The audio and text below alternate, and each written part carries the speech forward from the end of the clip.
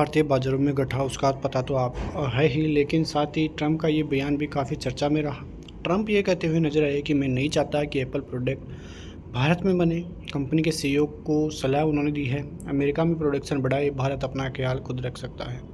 तो ये एक बहुत ही बड़ी खबर भारतीय बाज़ारों के लिए देखने को मिली, लेकिन जो भारतीय बाज़ारों की नज़रें जिस प्रकार से अमेरिका और भारतीय ट्रेड डील पर भी आगे रहती हुई नज़र आएगी, उसके थोड़ी बहुत संकेत देखने को मिले और उसी वजह से भारतीय बाज़ारों को इतना ज़बरदस्त बूस्ट मिलता हुआ भी नजर आया। आज भारतीय बाज़ार खुलने के साथ ही लोअरी लेवलों पर जो कि 24,500 का सपोर्ट जोन था, जिसकी लगातार हम बात कर रहे थे, वहाँ तक बाजार जाता हुआ नजर आया, लेकिन वहीं से बाजार में ज़बरदस्त रिवर्सल देखने को मिला और बाजार क्लोज होते होते बाजार 25,100 के लगभग जाता हुआ भी दिखाई दिया।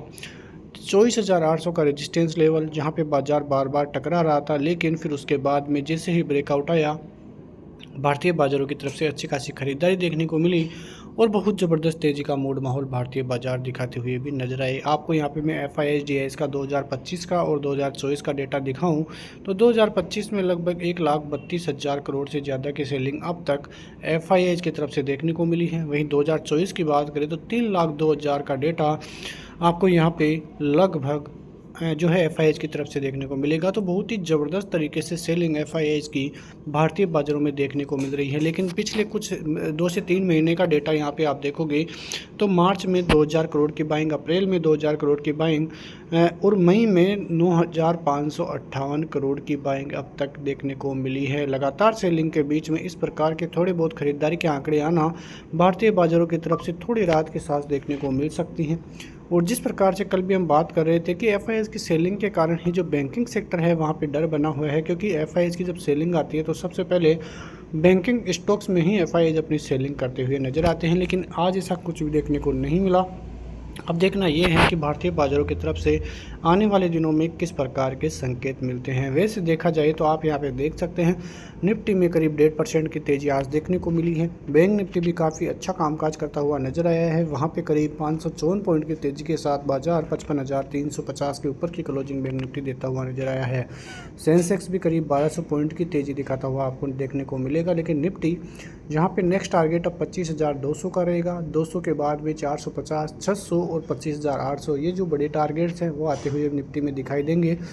1 से 2 दिन फिर से बाजार कंसोलिडेशन के मूड में रह सकता है, लेकिन उसके बाद में फिर से भारतीय बाजारों की रैली ऐसे ही कंटिन्यू होती हुई नजर आए और ऑल टाइम हाई निफ्टी की तरफ से देखने को मिले तो भी कोई बड़ी बात नहीं है। कई स्टॉक्स में काफ़ी ज़बरदस्त तेज़ी का मूड माहौल देखने को मिला। HDFC bank, Kotak Mahindra bank, axis और ICICI बैंक में ज़बरदस्त मूड माहौल देखने को मिला।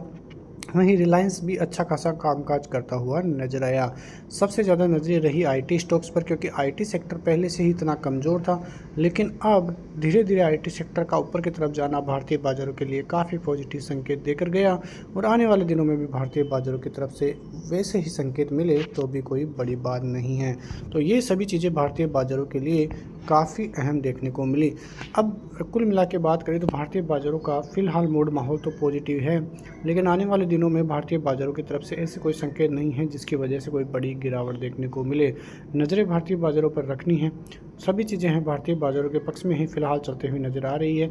आज जिस प्रकार की तेज़ी का मूड माहौल देखने को मिला है उससे साफ संकेत है कि FIS भी कहीं ना कहीं भारतीय बाज़ारों की तरफ अब धीरे धीरे रुझान करते हुए नज़र आएंगे।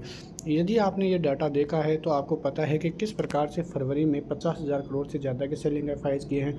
यदि एक महीना भी 50,000 करोड़ की बाइंग का भारतीय बाज़ारों में FIS की तरफ से रहा तो आप अनुमान लगा सकते हैं कि किस प्रकार की तेज़ी भारतीय बाज़ारों में देखने को मिलेगी, क्योंकि FIS भी अब धीरे धीरे कई बाज़ारों को देख रहे हैं इन्वेस्टमेंट करने के लिए, और यदि उनको भारतीय बाज़ार सही मौका लगता है इन्वेस्टमेंट करने का तो वो चूकेंगे नहीं इन्वेस्टमेंट करने से। तो ये सभी चीज़ें भारतीय बाज़ारों के लिए आपको देखने को मिल रही हैं। ऐसी ही खबरों के साथ नेक्स्ट वीडियो में, तब तक के लिए जय हिंद, जय भारत।